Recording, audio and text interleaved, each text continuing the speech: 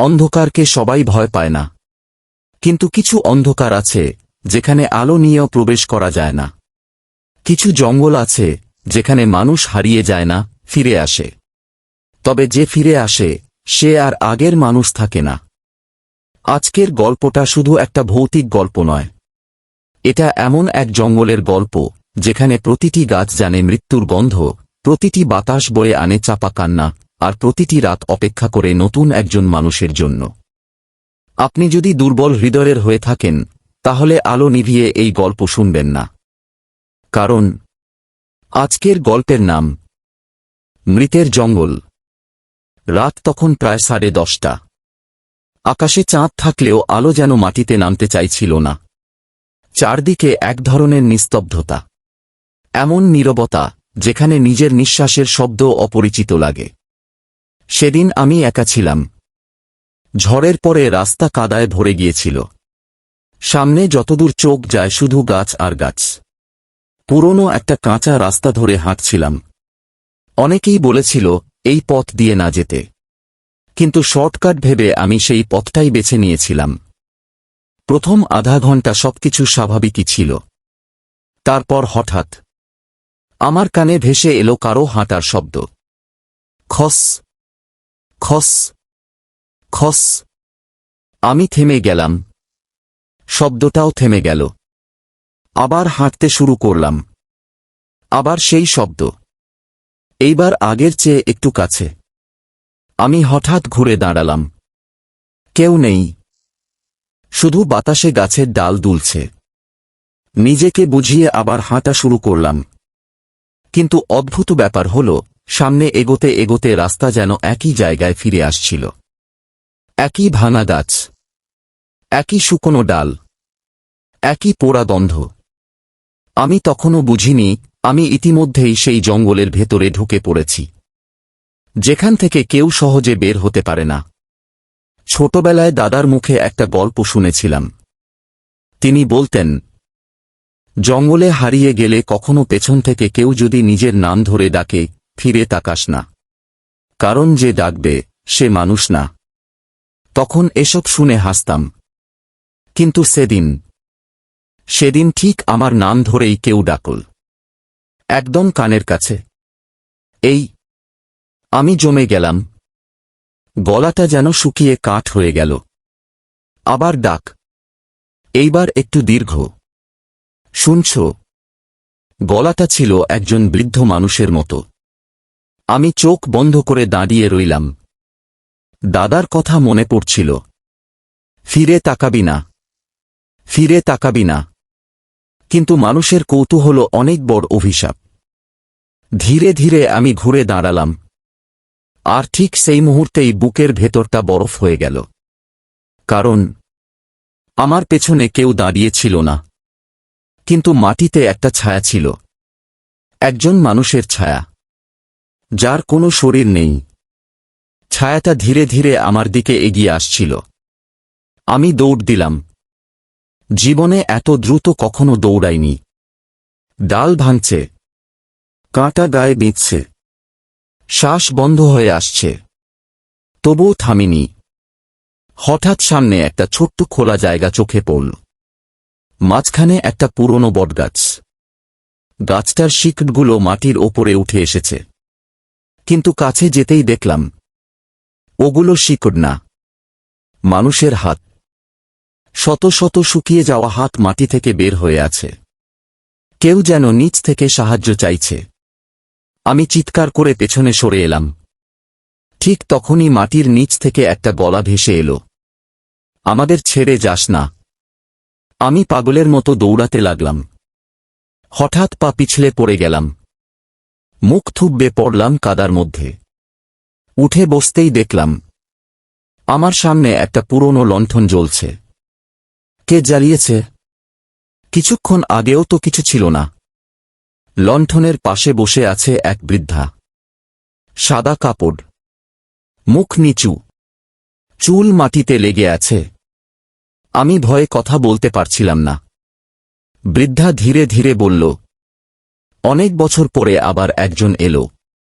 আমি কাঁপা গলায় বললাম, আপনি কে?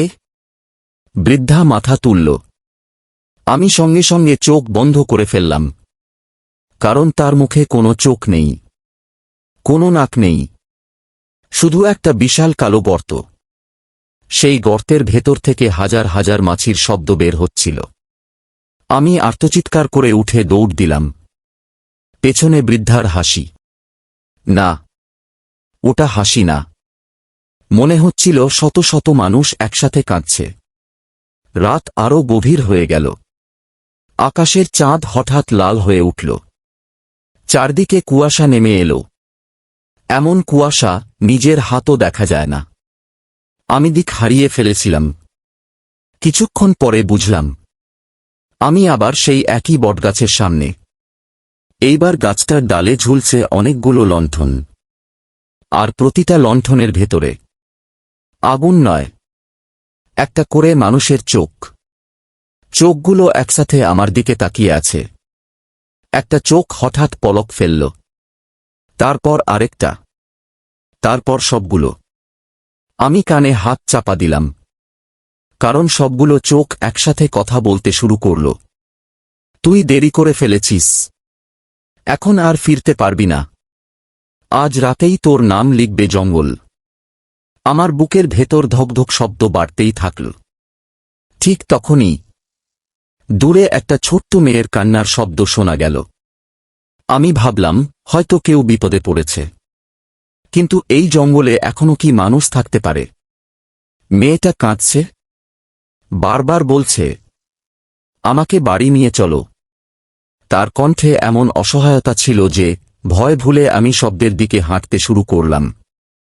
কুয়াশা সরতেই তাকে দেখতে পেলাম। 7-8 বছরের বেশি হবে না। সাদা জামা পরা, খালি পা, চুল মুখ ঢেকে রেখেছে। সে মাটিতে বসে কাঁদছে। আমি ধীরে বললাম, মা, তুমি এখানে কি করছো? সে কোনো উত্তর দিল না, শুধু হাত তুলে সামনে ইশারা করল। আমি তাকিয়ে দেখলাম, অন্ধকারের মধ্যে অসংখ্য মানুষ দাঁড়িয়ে আছে। সবাই চুপ, সবাই আমার দিকে তাকিয়ে। আর ঠিক সেই মুহূর্তে ছোট্ট মেয়েটা ধীরে ধীরে মুখ তুলল। আমি দেখলাম, তার মুখটা আমার নিজের মুখ। একই চোখ, একই দাগ, একই চেহারা। আর সে ঠোঁট নাড়িয়ে ফিসফিস করে বলল, আজ থেকে তুই আমি। আমার মতো দেখতে সেই ছোট্ট মেয়েটার ঠোঁট নড়তেই চারপাশের বাতাস যেন এক মুহূর্তে জমে গেল। তার চোখে কোনো শিশুদের মতো সরলতা ছিল না। সেই চোখ দুটো ছিল বহু বছরের পুরনো ক্লান্তিতে ভরা। মনে হচ্ছিল সে আমাকে দেখছে না, আমার ভেতরে লুকিয়ে থাকা কোনো অজানা মানুষকে দেখছে। আমি ধীরে ধীরে পিছিয়ে যেতে লাগলাম। মেয়েটাও উঠে দাঁড়াল, কিন্তু আশ্চর্যের বিষয়, সে হাঁটছিল না, মাটির ওপর দিয়ে ভেসে আসছিল। তার 2 পা মাটি ছুঁয়েও ছুঁচ্ছিল না। আমি আরেক মুহূর্ত দাঁড়ালাম না, পেছন ফিরে দৌড় দিলাম। দৌড়াতে দৌড়াতে হঠাৎ বুঝলাম জঙ্গলের ভেতর বাতাসের গন্ধ বদলে গেছে। এখন আর ভেজা মাটির গন্ধ নেই। চারদিকে কেবল পোড়া কাঠ আর পুরনো ধোঁয়ার গন্ধ। মনে হচ্ছিল এই জঙ্গল কোনো একসময় আগুনে পুড়ে ছাই হয়ে গিয়েছিল। ঠিক তখনই দূরে ক্ষীণ একটা আলো দেখতে পেলাম। মনে হল হয়তো কোনো মানুষের ঘর। শেষ আশাটুকু নিয়ে আমি আলোটার দিকে এগিয়ে গেলাম। কাছাকাছি যেতেই দেখলাম সেটা একটা ভাঙাচোরা কুঁড়ে ঘর।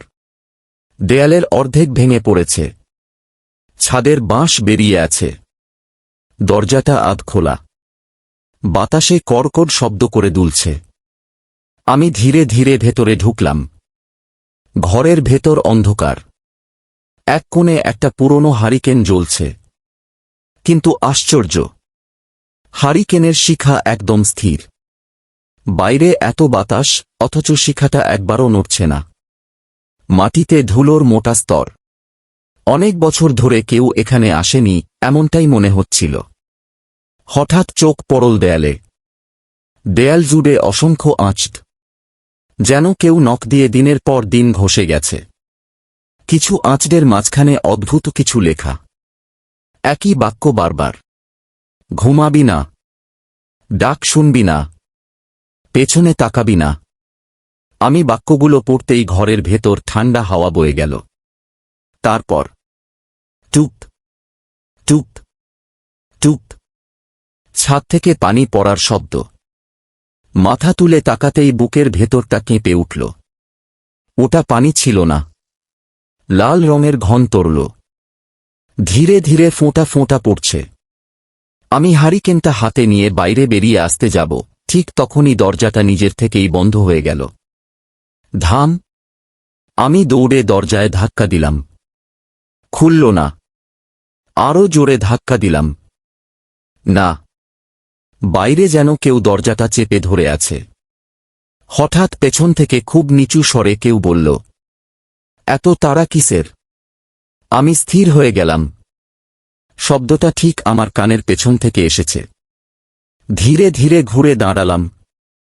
ঘরের একেবারে শেষ প্রান্তে একটা কাঠের চেয়ারে একজন বসে আছে। আগে তো সেখানে কেউ ছিল না। লোকটার মুখ অন্ধকারে ঢাকা। শুধু তার দুই হাত দেখা যাচ্ছে।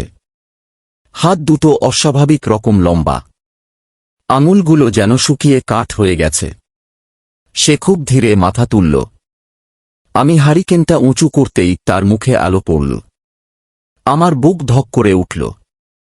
ওটা আবারও আমার নিজের মুখ, কিন্তু অনেক বুড়ো। চোখের নিচে গভীর কালো দাগ, ঠোঁট শুকিয়ে ফেটে গেছে। সে হেসে বলল, অনেক দিন পর ফিরলি। আমি কাঁপা গলায় বললাম, আমি তো কখনো এখানে আসিনি। সে ধীরে ধীরে মাথা নাড়ল। সবাই প্রথমে এই কথাই বলে। তারপর চেয়ার থেকে উঠে দাঁড়াল।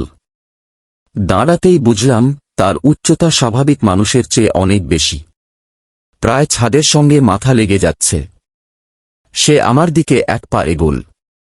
হারিকেনের আলো হঠাৎ ম্লান হয়ে এল। সে আবার বলল, এই জঙ্গল কাউকে ধরে আনে না। মানুষ নিজের ইচ্ছাতেই আসে। কিন্তু বের হতে চাইলে নিজের একটা অংশ এখানে রেখে যেতে হয়। আমি কিছুই বুঝতে পারছিলাম না। ঠিক তখনই ঘরের চারপাশ থেকে ফিস ফিস শব্দ ভেসে আসতে লাগল। প্রথমে একজন, তারপর দুজন, তারপর 10 জন, তারপর শত শত গলা। সবাই একই কথা বলছে, ওকে রেখে দে, ওকে যেতে দিস না। নতুন একজন এসেছে। হঠাৎ দেয়ালের আঁচগুলো নড়তে শুরু করল। আমি অবিশ্বাসের চোখে দেখলাম সেগুলো আসলে আঁচ নয়, অসংখ্য মানুষের আঙুল। দেয়ালের ভেতর থেকে বেরিয়ে আসছে। শুকনো ফ্যাকাশে হাতগুলো আমার দিকে বাড়িয়ে দিচ্ছে। একটা হাত আমার জামা ছুঁয়ে গেল। স্পর্শটা ছিল বরফের মতো ঠান্ডা। আর সেই মুহূর্তেই আমার মাথার ভেতর ঝড়ের মতো কিছু দৃশ্য ভেসে উঠল। আমি দেখলাম একই জঙ্গলে বছরের পর বছর ধরে মানুষ ঢুকছে। কেউ কাঠ কাটতে, কেউ পথ হারিয়ে, কেউ কাউকে খুঁজতে, কিন্তু কেউ আর ফিরে যাচ্ছে না। জঙ্গল যেন তাদের নাম, স্মৃতি আর মুখ সব নিজের ভেতরে জমিয়ে রাখছে। আমি হঠাৎ হাঁটু গেড়ে বসে পড়লাম। মাথার ভেতর প্রচণ্ড যন্ত্রণা। কানে যেন 1000 ঘণ্টা একসঙ্গে বাজছে। আর সেই শব্দের মাঝেই স্পষ্ট শুনতে পেলাম, আজ রাত শেষ হওয়ার আগেই তুই সিদ্ধান্ত নিবি, জীবিত হয়ে ফিরবি, নাকি মৃতের জঙ্গলের আরেকটা ছায়া হয়ে থাকবি। আমি মাথা তুলে তাকাতেই দেখলাম ঘরের দরজাটা আস্তে আস্তে খুলে গেছে। বাইরে ঘন কুয়াশার মধ্যে দাঁড়িয়ে আছে অসংখ্য মানুষের অবয়ব। তারা কেউ নড়ছে না, কেউ কথা বলছে না, শুধু অপেক্ষা করছে আমার জন্য। আমি দরজার সামনে দাঁড়িয়েছিলাম। বাইরে কুয়াশার ভেতরে সারি বেঁধে দাঁড়িয়ে থাকা মানুষগুলো একটুও নড়ছিল না। মনে হচ্ছিল তারা নিঃশ্বাসও নিচ্ছে না। শুধু তাদের চোখ। অন্ধকারের মধ্যেও সেই চোখগুলো জ্বলজ্বল করছিল। আমি এক পা বাইরে রাখতেই সবাই একসঙ্গে মাথা নিচু করল, ঠিক যেন তারা আমাকে অভিবাদন জানাচ্ছে। আমার বুকের ভেতর কাঁপুনি শুরু হয়ে গেল। আমি ধীরে ধীরে সামনে এগোতে লাগলাম। কয়েক কদম যেতেই বুঝলাম তারা কেউ মানুষ নয়। প্রতিটি শরীর যেন কুয়াশা দিয়ে তৈরি, কিন্তু মুখগুলো সব মুখ আলাদা। কেউ বৃদ্ধ, কেউ যুবক, কেউ শিশু, কেউ নারী, আর প্রত্যেকের চোখে একই রকম অসীম ক্লান্তি। হঠাৎ একজন এগিয়ে এলো, তার গলায় ভাঙা স্বর, তুই এখনো বেঁচে আছিস? আমি কোনো উত্তর দিলাম না। সে আবার বলল, আমরাও একদিন তোর মতোই এসেছিলাম। তারপর ধীরে ধীরে নিজের বুকের দিকে আঙুল তুলল। আমি তাকিয়ে দেখি, তার বুকের মাঝখানে বিশাল একটা ফাঁকা গর্ত। মনে হচ্ছিল বুকের ভেতর থেকে কেউ পুরো হৃদয়টাই তুলে নিয়ে গেছে। সে মৃদু হেসে বলল, এই জঙ্গল কারো প্রাণ নেয় না, এটা শুধু মানুষের ভেতরের আলোটা নিয়ে নেয়। কথাটা শেষ হতেই কুয়াশা কেঁপে উঠল। চারদিকে অদ্ভুত এক গুঞ্জন ছড়িয়ে পড়ল। মনে হচ্ছিল হাজার হাজার মৌমাছি একসঙ্গে উঠছে। কিন্তু ওপরে তাকিয়ে দেখি, ওগুলো মৌমাছি নয়, অসংখ্য কালো প্রজাপতি। ডানাগুলোতে সাদা সাদা দাগ, আর প্রত্যেকটা ডানায় যেন মানুষের মুখ ফুটে আছে। ওরা আমার মাথার ওপর চক্কর দিতে লাগল। একটা এসে আমার কাঁধে বসল। সঙ্গে সঙ্গে কানের ভেতর খুব পরিচিত একটা কণ্ঠ ভেসে এলো, ফিরে আয়। আমি চমকে উঠলাম। এই গলাটা আমি চিনি। অনেক বছরের পুরনো একটা স্মৃতি। ছোটবেলায় যে মানুষটা আমাকে ঘুম পাড়িয়ে গল্প শোনাত, সেই কণ্ঠ।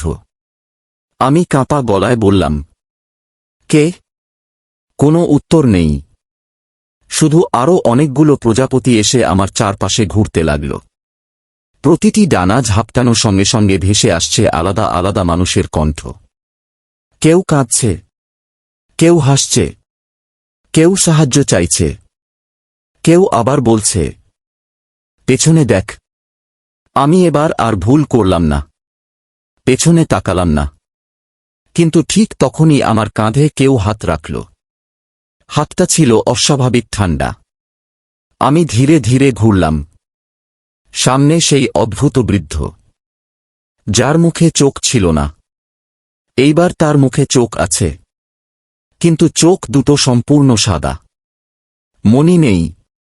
সে ফিসফিস করে বলল, তুই নিয়ম মানছিস, তাই তোকে সত্যিটা দেখানো হবে। সে তার শুকনো হাতটা আমার কপালে ছুঁয়ে দিল। এক মুহূর্তের মধ্যে সবকিছু বদলে গেল। জঙ্গল নেই, কুয়াশা নেই, চারপাশে তীব্র আলো। আমি দাঁড়িয়ে আছি এক বিশাল মাঠে। মাঠ জুড়ে হাজার হাজার মানুষ। সবাই মাটি খুঁড়ছে, নিঃশব্দে। কেউ কারো দিকে তাকাচ্ছে না। আমি একজনের কাছে গেলাম।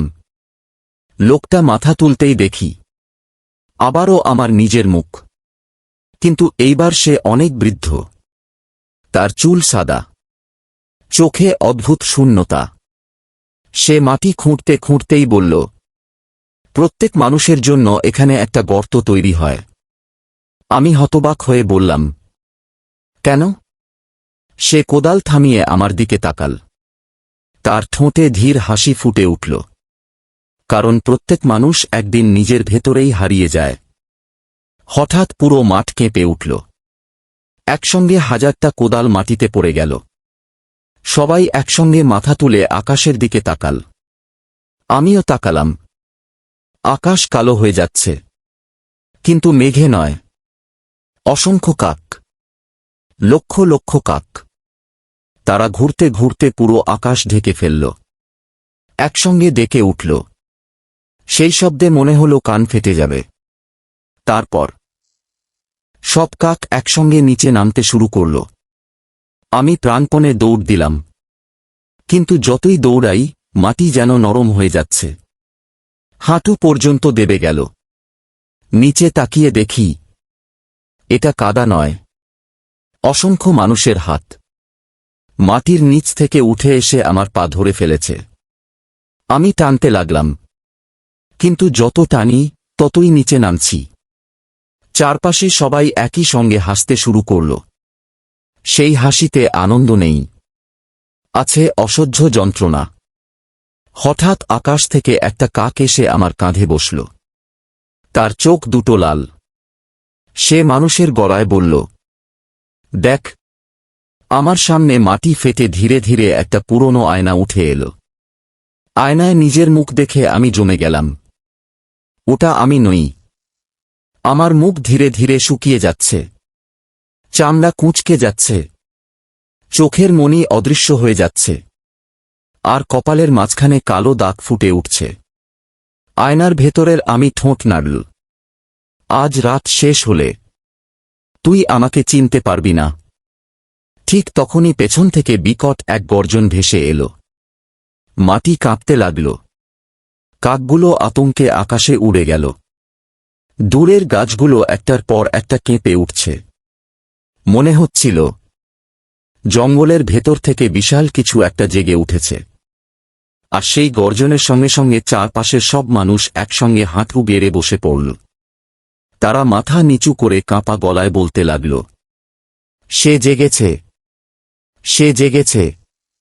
মৃতের জঙ্গলের রক্ষক জেগেছে। গর্জনটা থেমে যাওয়ার পরও মাটির কম্পন থামল না। চারদিকে দাঁড়িয়ে থাকা অসংখ্য ছায়ামূর্তি মাথা নিচু করে কাঁপছিল।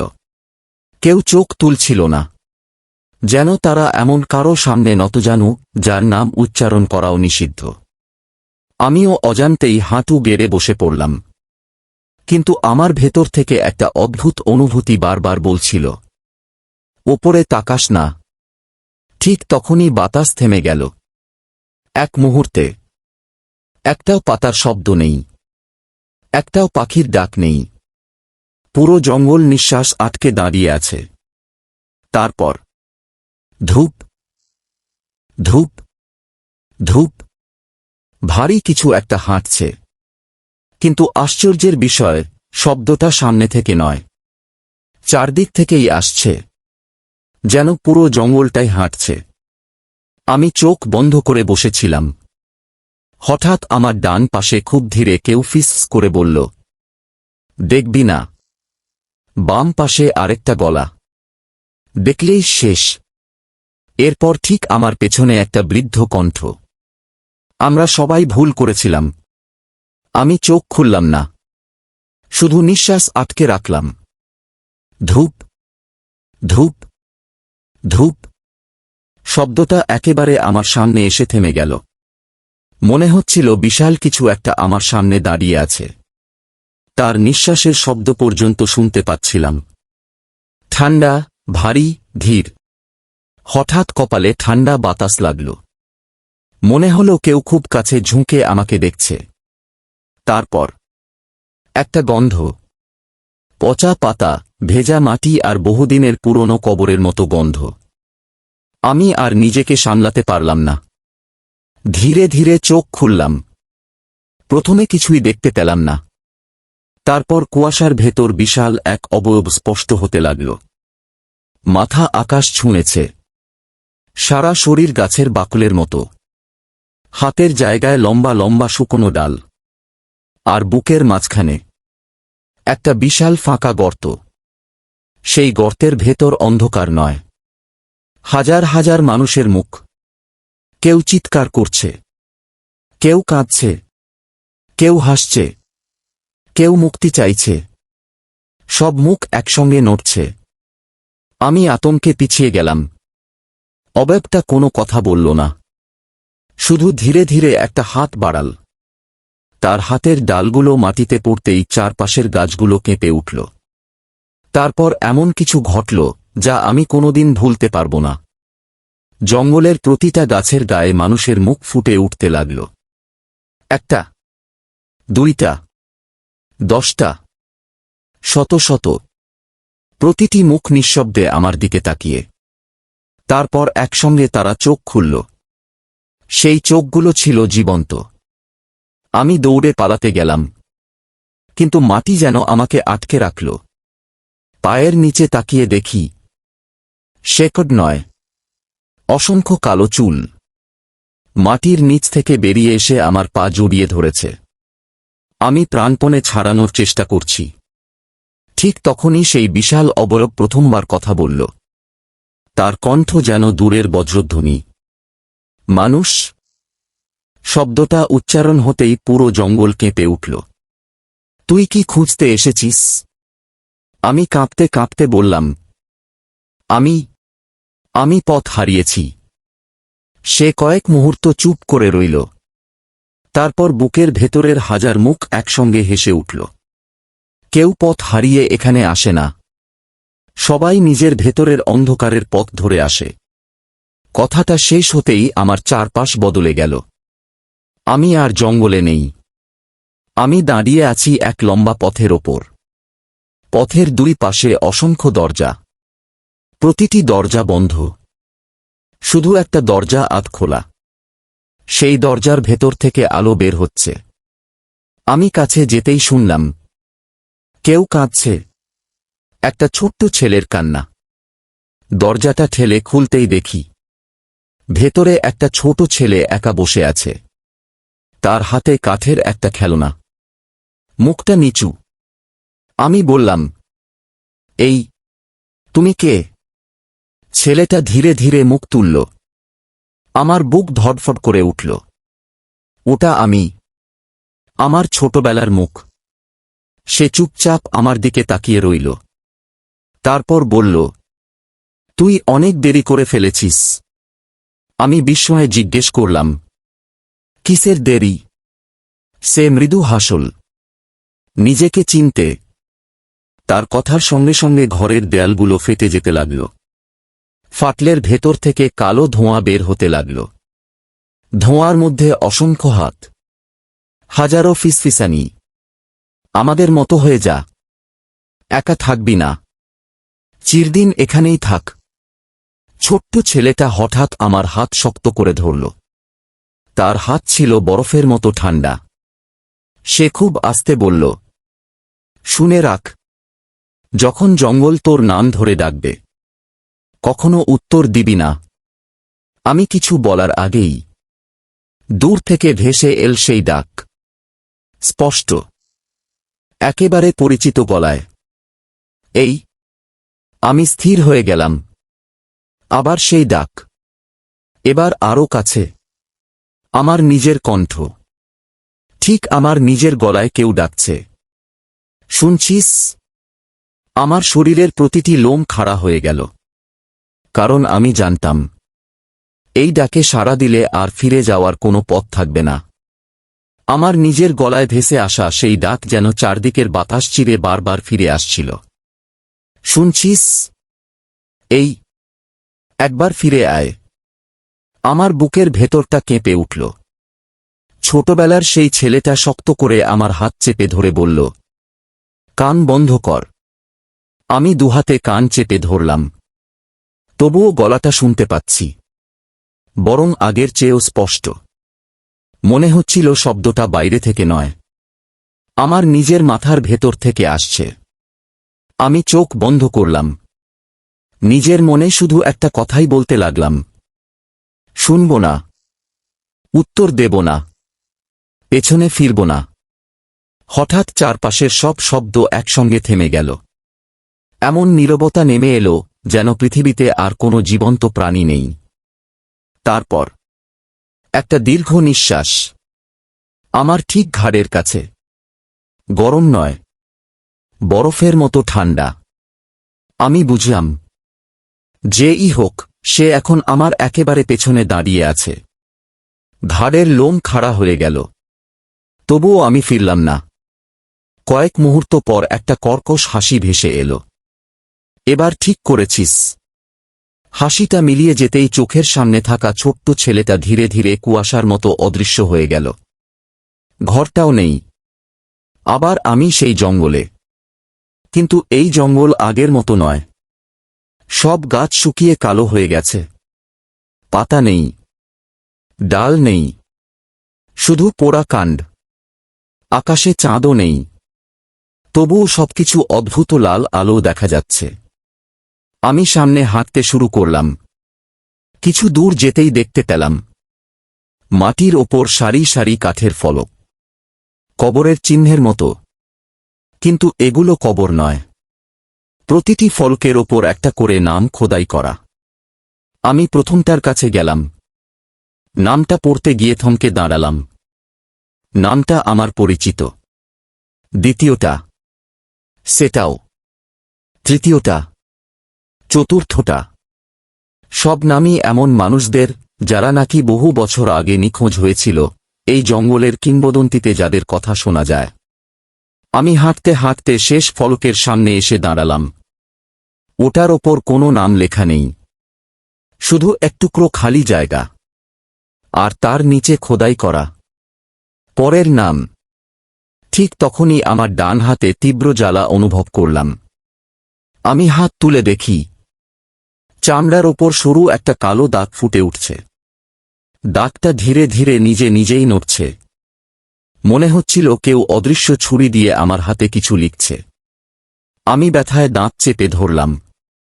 কয়েক সেকেন্ড পর লেখা সম্পূর্ণ হল। আমি কাঁপতে কাঁপতে তাকালাম। হাতে লেখা আমার নিজের নাম। আমি হতবাক হয়ে গেলাম। ঠিক তখনই পেছন থেকে একটা শুকনো কণ্ঠ ভেসে এলো। যার নাম লেখা হয়, সে আর পথিক থাকে না। আমি ঘুরে দাঁড়ালাম। সেই চোখহীন বৃদ্ধ আবার দাঁড়িয়ে। এবার তার মুখে শান্ত একটা হাসি। সে বলল, এখনো সময় আছে। আমি দ্রুত বললাম, কি করতে হবে? বৃদ্ধ কয়েক মুহূর্ত চুপ করে থাকল। তারপর ধীরে বলল, এই জঙ্গল একটা জিনিস খায়, মানুষ না, রক্ত না। এটা খায় মানুষের স্মৃতি। আমি কিছুই বুঝলাম না। বৃদ্ধ বলল, যারা এখানে হারিয়ে যায় তারা আসলে মরেও না। ধীরে ধীরে তারা ভুলে যায় তারা কে ছিল। তারপর জঙ্গল তাদের নতুন মুখ বানিয়ে ফেলে। আমার বুকটা ধক করে উঠল। আমি কাঁপা গলায় বললাম, তাহলে আমি যে বারবার নিজের মুখ দেখছি? বৃদ্ধ মাথা নাড়ল। ওরা তুই, তোরই পুরনো স্মৃতি। জঙ্গল যত স্মৃতি কেড়ে নেয়, তত নতুন একটা তুই তৈরি হয়। আমি স্তব্ধ হয়ে গেলাম।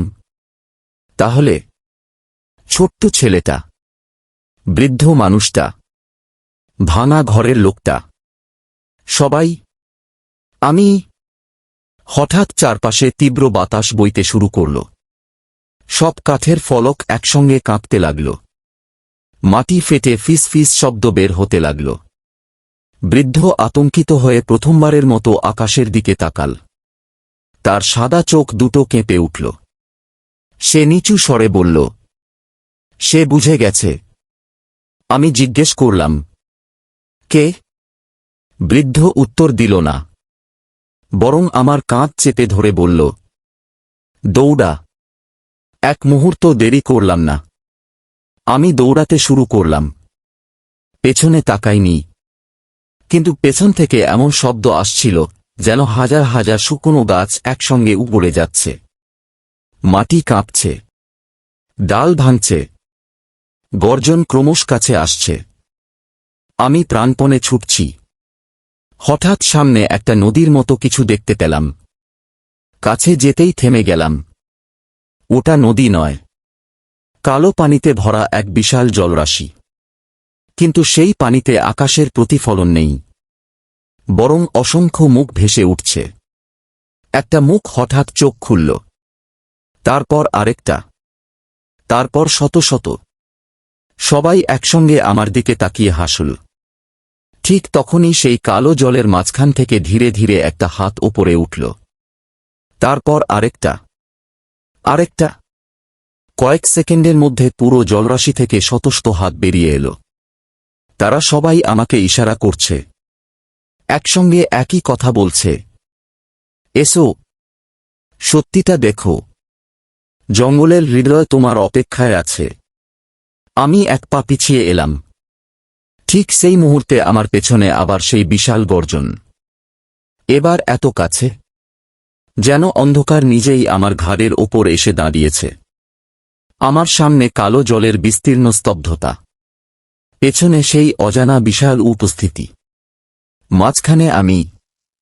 চারদিকে এমন নীরবতা, যেন পৃথিবীর সব শব্দ কেউ এক মুহূর্তের জন্য কেড়ে নিয়েছে। হঠাৎ কালো জলের ভেতর থেকে ধীরে ধীরে একটা সরু পথ তৈরি হতে লাগল। পানি দুদিকে সরে যাচ্ছে, মাঝখানে ভেজা কালো মাটি। মনে হচ্ছিল কেউ অদৃশ্য হাতে নদীটাকে কেটে রাস্তা বানিয়ে দিচ্ছে। আমি দ্বিধায় দাঁড়িয়ে রইলাম। ঠিক তখনই পেছনের গর্জনটা আরও কাছে এলো। মাটি কেঁপে উঠল।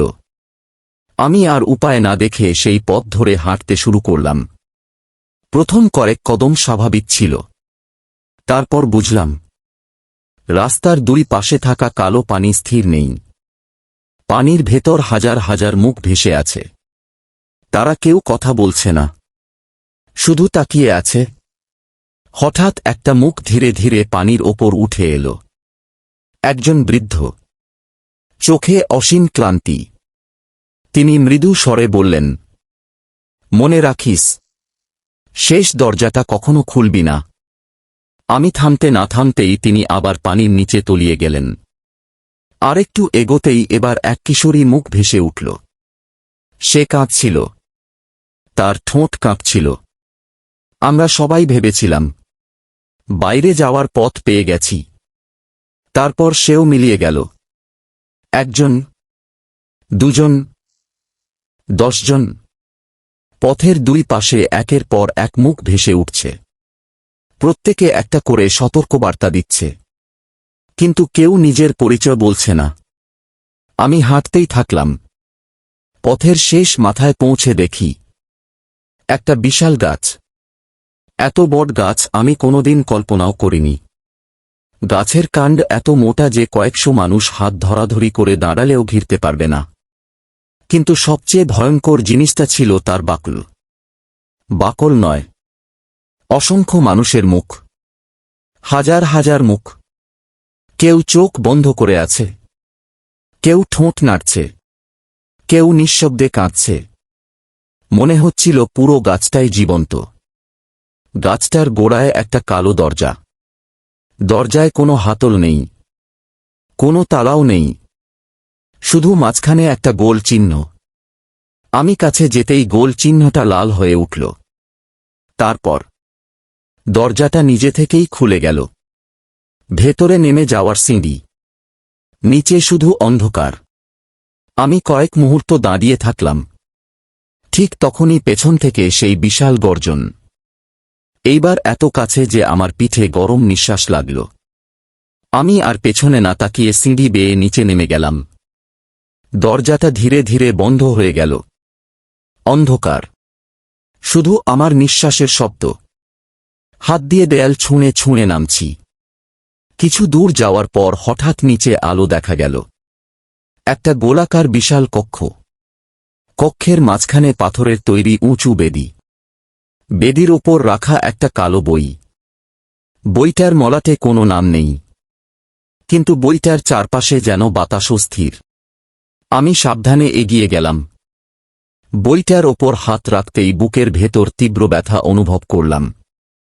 মনে হল হৃৎপিণ্ডটা কেউ শক্ত করে চেপে ধরেছে। বইটা নিজে থেকেই খুলে গেল। পাতাগুলো দ্রুত উল্টাতে লাগল। একটা, দুইটা, 10টা, শত শত। হঠাৎ সব থেমে গেল। যে পাতায় থামল সেখানে একটা মাত্র নাম লেখা। আমার নাম। নামের নিচে লেখা, আগমন সম্পূর্ণ হয়েছে। তারও নিচে, প্রস্থান বাকি। আমি অবাক হয়ে পরের লাইন পড়তে গেলাম। ঠিক তখনই কালো কালি নিজে থেকেই নড়তে শুরু করল। অক্ষরগুলো বদলে গেল। নতুন বাক্য ফুটে উঠল। যে এই বই পড়ে সে নিজের সবচেয়ে বড় সত্য জানবে। হঠাৎ বইয়ের পাতা থেকে কালো ধোঁয়া বের হতে লাগল। ধোঁয়ার ভেতর অসংখ্য ছবি ভেসে উঠছে।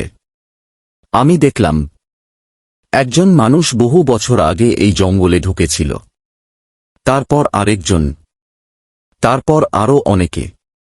কিন্তু অবাক করার মতো বিষয়, প্রত্যেক মানুষের শেষ দৃশ্য এক। তারা সবাই এই একই কক্ষে এসে দাঁড়িয়েছে, এই একই বই খুলেছে, এই একই পাতায় নিজের নাম দেখেছে। তারপর একজন একজন করে অন্ধকারের ভেতর মিলিয়ে গেছে। হঠাৎ ধোঁয়ার মধ্যে শেষ একটা মুখ ভেসে উঠল। আমি শ্বাস বন্ধ করে তাকিয়ে রইলাম। ওটা আমারই মুখ, কিন্তু বয়স অনেক বেশি। চুল পুরো সাদা, চোখ দুটো কালো। সে সরাসরি আমার দিকে তাকিয়ে বলল, আমি বের হতে পারিনি, তুইও পারবি না। আমি ভয়ে বইটা বন্ধ করতে গেলাম, কিন্তু বইটা বন্ধ হল না, বরং পাতাগুলো আবার নিজে নিজেই উল্টাতে লাগল। শেষ পাতায় এসে থামল। সেখানে কোনো লেখা নেই, সম্পূর্ণ সাদা। আমি ভাবলাম এটাই শেষ। ঠিক তখনই পাতার ওপর লাল রঙের একটা ফোঁটা পড়ল, তারপর আরেকটা, আরেকটা। আমি অবাক হয়ে ওপরে তাকালাম। কক্ষের ছাদ থেকে ধীরে ধীরে লাল তরল ঝরছে। ফোঁটাগুলো সাদা পাতার ওপর পড়তেই নতুন লেখা ফুটে উঠল। একটা বাক্য, শুধু একটা, এখন দরজার ওপাশে তাকাও। আমার বুক ধড়ফড় করতে লাগল। ধীরে ধীরে ঘুরে দাঁড়ালাম। কক্ষের যে দরজা দিয়ে আমি নেমে এসেছিলাম সেটা আর সেখানে নেই। তার বদলে দাঁড়িয়ে আছে আমার নিজের বাড়ির দরজা। দরজাটা অল্প ফাঁক হয়ে আছে, আর ভেতর থেকে খুব পরিচিত এক কণ্ঠ ভেসে আসছে, ফিরে আয়, সব শেষ হয়ে গেছে, তুই এখন নিরাপদ। আমি স্থির হয়ে দাঁড়িয়ে রইলাম, কারণ একটু আগেই কালো জলের সেই বৃদ্ধ আমাকে সতর্ক করেছিলেন, শেষ দরজাটা কখনো খুলবি না। আমার সামনে দাঁড়িয়ে থাকা দরজাটা এতটাই পরিচিত ছিল যে এক মুহূর্তের জন্য মনে হল সবকিছু সত্যিই শেষ হয়ে গেছে। ঠিক এমনই ছিল দরজাটা, একই রং, একই পুরনো কাঠ, একই ভাঙা করা। ভেতর থেকে ভেসে আসছে রান্নার গন্ধ, ধোঁয়া, মানুষের স্বাভাবিক কথাবার্তার আওয়াজ। এতক্ষণ ধরে যে ভয়ঙ্কর জঙ্গলের মধ্যে ঘুরছিলাম তার সঙ্গে এই দৃশ্যের কোনো মিলই নেই। আমার চোখ ভিজে উঠল। মনে হল আমি বেঁচে ফিরেছি। ঠিক তখনই আবার মনে পড়ল সেই বৃদ্ধের কথা, শেষ দরজাটা কখনো খুলবি না। আমি দরজার সামনে দাঁড়িয়ে রইলাম। ভেতর থেকে আবার ডাক এলো, কি রে, বাইরে দাঁড়িয়ে আছিস কেন? গলাটা এতটাই স্বাভাবিক, এতটাই পরিচিত, আমার বুকের ভেতর মোচড় দিয়ে উঠল। আমি এক পা এগোলাম। ঠিক তখনই চোখ পড়ল দরজার নিচে। মেঝের ওপর ছায়া পড়ে আছে, কিন্তু ভেতরে অনেক মানুষের কথা শোনা গেলেও ছায়া মাত্র একটা, একজনের। আমার হাত কাঁপতে শুরু করল। আমি আর এগোলাম না। কয়েক সেকেন্ড পর দরজাটা আস্তে আস্তে আরো খুলে গেল। অন্ধকারের ভেতর থেকে একটা হাত বেরিয়ে এলো। হাতটা মানুষের, কিন্তু আঙুল 6টা। হাতটা আমাকে ইশারা করছে, আয়। আমি পেছনে সরে এলাম। মুহূর্তের মধ্যে পুরো ঘরটা কেঁপে উঠল। দরজার ওপাশের আলো নিভে গেল। হাসির শব্দ থেমে গেল। তার বদলে শুরু হলো ধীরে ধীরে কান্না। একজন নয়, অসংখ্য মানুষের কান্না। দরজাটা নিজের থেকেই পুরোপুরি খুলে গেল। ভেতরে কোনো ঘর নেই, কোনো আলো নেই, শুধু অসীম অন্ধকার। আর সেই অন্ধকারের গভীরে দুটো বিশাল চোখ। চোখ দুটো ধীরে ধীরে খুলে গেল। আমি বুঝলাম, ওটা কোনো দরজা ছিল না, ওটা ছিল কোনো কিছুর মুখ। আমি চিৎকার করে পিছিয়ে আসতেই পুরো কক্ষটা বিকট শব্দে কেঁপে উঠল। মেঝে ফেটে যেতে লাগল। দেয়ালে ফাটল ধরল। পাথরের টুকরো পড়তে শুরু করল। মাঝখানে রাখা কালো বইটা নিজে থেকেই বন্ধ হয়ে গেল। তারপর বইয়ের ভেতর থেকে একটা কণ্ঠ ভেসে এলো, এখনো সুযোগ আছে, হৃদয়কে বিশ্বাস কর, চোখকে নয়। কথাটা শেষ হওয়ার সঙ্গে সঙ্গে বইটা ধুলো হয়ে উড়ে গেল। সেই ধুলো বাতাসে মিলিয়ে একটা তীরের মতো আকার নিল। তীরটা কক্ষের এক কোণের দিকে নির্দেশ করছে। আমি তাকিয়ে দেখি, পাথরের দেয়ালে সরু একটা ফাটল। তার ভেতর দিয়ে বাতাস ঢুকছে। আমি দৌড়ে সেখানে গেলাম। ফাটলটা একজন মানুষের ঢোকার মতো নয়। তবুও আর কোনো উপায় নেই। আমি কোনোমতে শরীর গলিয়ে ভেতরে ঢুকে পড়লাম।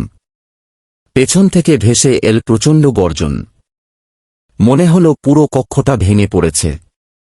সরু সুড়ঙ্গ, অন্ধকার, শুধু হাত দিয়ে পাথর ছুঁড়ে এগোচ্ছি।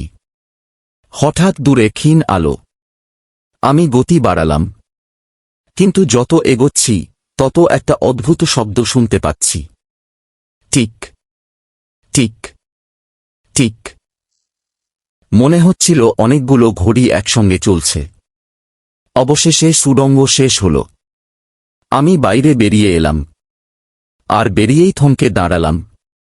এটা আবার সেই জঙ্গল, কিন্তু এবার দিনের আলো, রোদ ঝলমলে সকাল, পাখির ডাক, বাতাসে তাজা ঘাসের গন্ধ।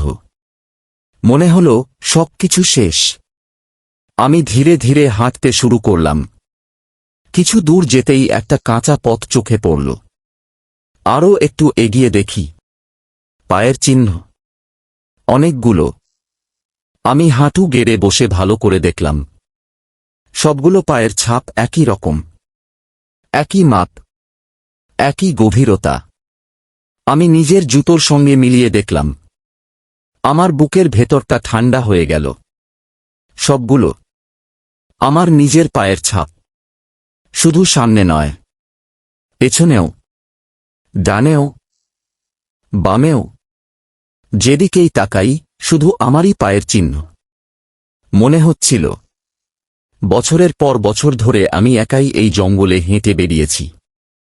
হঠাৎ বাতাস বইল। একটা শুকনো পাতা এসে আমার পায়ের কাছে পড়ল।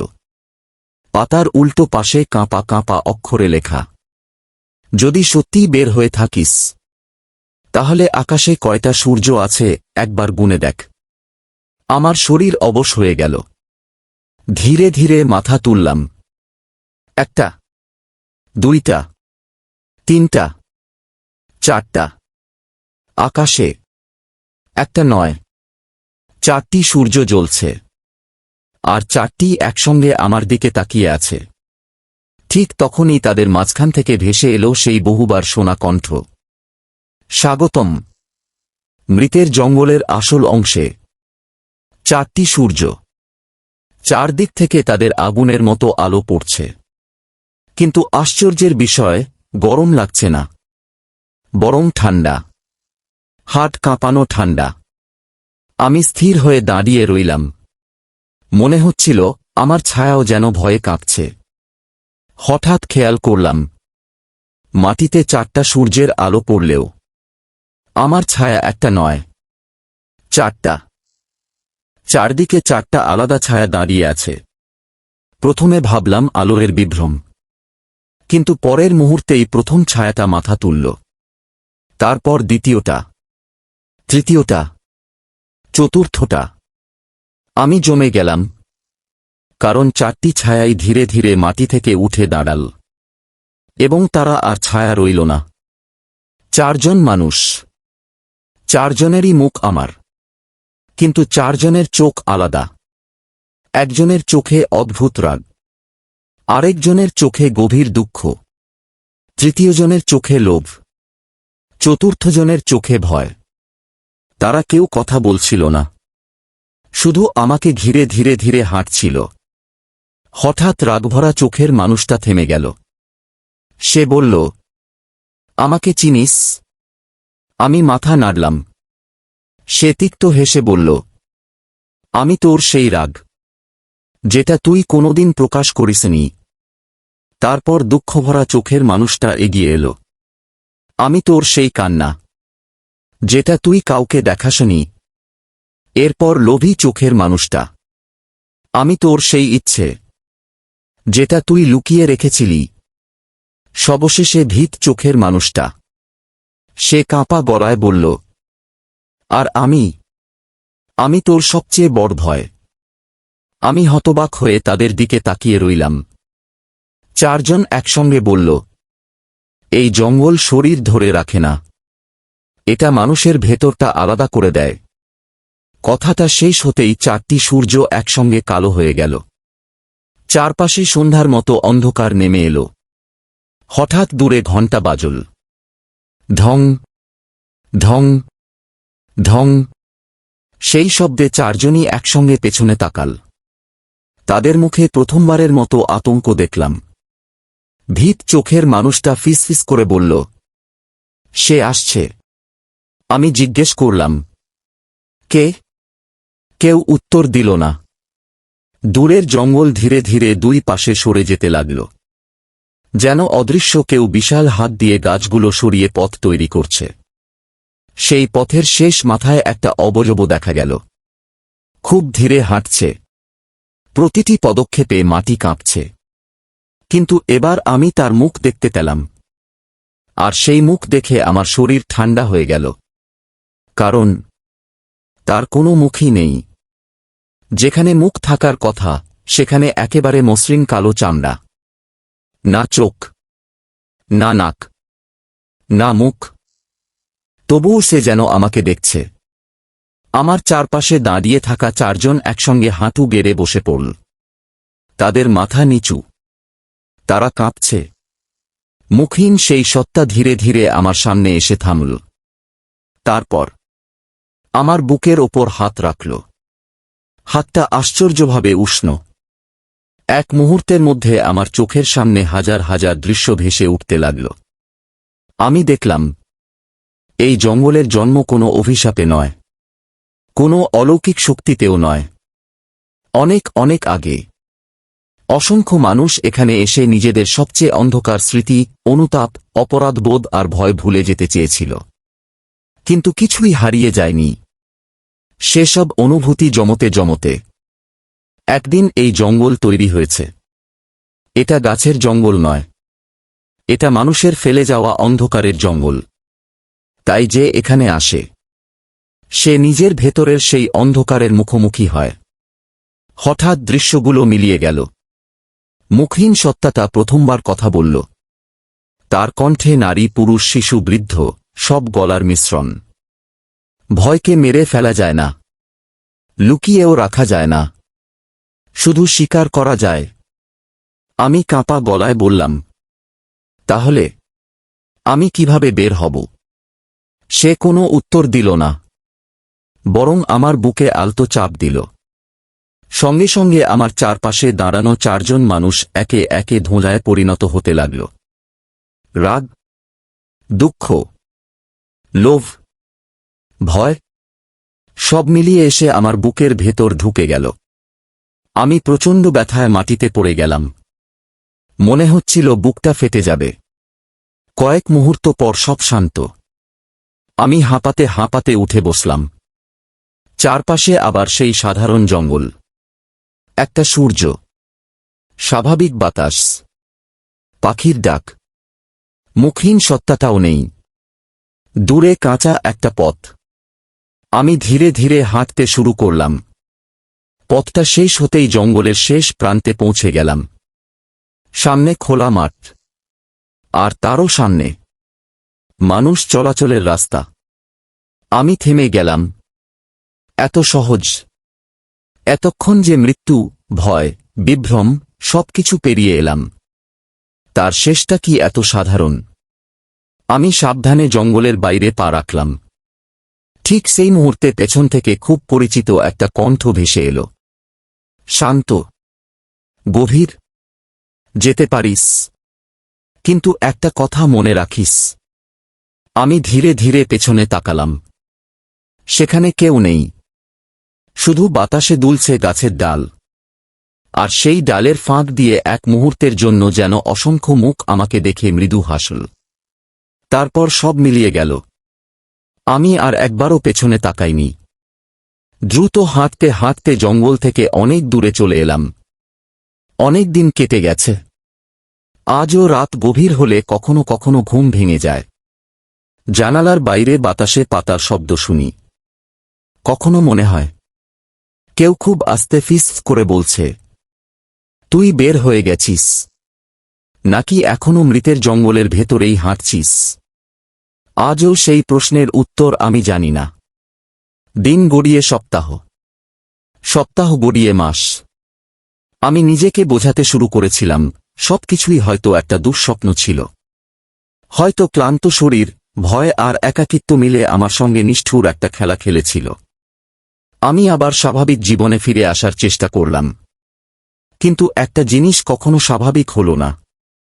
প্রতিদিন ভোরে ঘুম ভাঙার পর আমার জুতোর তলায় ভেজা কালো মাটি লেগে থাকত, যে মাটির গন্ধ ঠিক সেই জঙ্গলের মতো। আমি ঘর পরিষ্কার করতাম, জুতো ধুতাম, তবুও পরদিন আবার সেই একই মাটি। প্রথমে কাউকে বলিনি, কারণ কেউ বিশ্বাস করত না। তারপর এক রাতে, ঠিক রাত ৩টায়, আমার ঘরের দরজায় ৩বার শব্দ হল, ঠক ঠক ঠক। আমি বিছানায় বসে রইলাম, কেউ আবার কড়া নাড়ল না। কিন্তু কয়েক সেকেন্ড পর দরজার নিচ দিয়ে ধীরে ধীরে কালো কুয়াশা ভেতরে ঢুকতে লাগল। আমি নিঃশ্বাস বন্ধ করে তাকিয়ে আছি। কুয়াশাটা ঘরের মাঝখানে এসে থামল, তারপর মানুষের আকৃতি নিতে শুরু করল। আমি আতঙ্কে চোখ বন্ধ করে ফেললাম। আবার যখন চোখ খুললাম, ঘরে কেউ নেই, শুধু মেঝেতে একটা শুকনো পাতা। আমি কাঁপতে কাঁপতে পাতাটা হাতে তুললাম। পাতার ওপর কাঁপা কাঁপা অক্ষরে লেখা, তুই পথটা মনে রেখেছিস, তাই পথটাও তোকে মনে রেখেছে। আমার বুকের ভেতর ধক করে উঠল। সেই রাতের পর থেকে অদ্ভুত সব ঘটনা ঘটতে লাগল। যখনই আয়নায় নিজের মুখ দেখতাম, ১ সেকেন্ডের জন্য মনে হতো আয়নার ভেতরের আমি হাসছে, কিন্তু আমি হাসিনি। রাতে জানালার কাঁচে ৪টা ছায়া দেখা যেত। আমি পর্দা সরাতেই মিলিয়ে যেত। কখনো ঘুমের মধ্যে মনে হতো কেউ খুব ধীরে আমার নাম ধরে ডাকছে, কিন্তু আমি আর কোনোদিন সেই ডাকে সাড়া দিইনি, কারণ আমি জঙ্গলের নিয়ম শিখে এসেছি। এক রাতে সাহস করে সেই কালো পাতাটাকে আগুনে পুড়িয়ে ফেললাম। ভাবলাম সব শেষ হবে, কিন্তু পাতা পোড়েনি, বরং আগুন নিভে গেল। আর ঘর জুড়ে ভেসে এল সেই মুখহীন সত্তার কণ্ঠ, যা সত্যি তা আগুনে পোড়ে না। তারপর আর কখনো তাকে দেখিনি। বহু বছর কেটে গেছে, আমার চুলে পাক ধরেছে, জীবন এগিয়ে গেছে, তবুও প্রতি বছর একই একটা রাত আসে। সেই রাতে স্বপ্নে আমি আবার সেই জঙ্গলের সামনে দাঁড়িয়ে থাকি। দূরে ৪টি সূর্য, মাঝখানে কালো পথ, আর অসংখ্য গাছ একসঙ্গে ফিসফিস করে। আমরা অপেক্ষা করছি। আমি ঘুম ভেঙে উঠে বসি, জানালার বাইরে তাকাই। সব স্বাভাবিক, তবুও মনে হয় কোথাও না কোথাও, কোনো এক অচেনা অন্ধকারে, মৃতের জঙ্গল এখনো দাঁড়িয়ে আছে, নতুন কারো অপেক্ষায়। হয়তো সে কোনো শর্টকাট পথ বেছে নেবে, হয়তো কারো নাম ধরে অন্ধকার তাকে ডাকবে, হয়তো সেও ভাববে এটা কেবল বাতাসের শব্দ। কিন্তু যদি কখনো গভীর রাতে আপনি একা কোনো নির্জন পথে হাঁটেন, আর যদি মনে হয় আপনার পেছনে আপনার নিজের পায়ের শব্দ শোনা যাচ্ছে, তাহলে একবারও পেছনে তাকাবেন না। কারণ সব জঙ্গল মানচিত্রে থাকে না, কিছু জঙ্গল মানুষের ভেতরেও জন্মায়। আর একবার যদি সেই জঙ্গলে ঢুকে পড়েন, তাহলে ফিরে এলেও হয়তো আগের সেই মানুষটা আর থাকবেন না। আজকের গল্প মৃতের জঙ্গল এখানেই শেষ, কিন্তু একটা প্রশ্ন রেখে যেতে চাই। আপনি যদি সেই জঙ্গলের সামনে দাঁড়াতেন আর আপনার নিজের কণ্ঠ আপনাকে ডাকত, আপনি কি ফিরে তাকাতেন, নাকি চোখ বন্ধ করে সামনে হাঁটতেন? আপনার উত্তরটা অবশ্যই কমেন্টে লিখে জানান।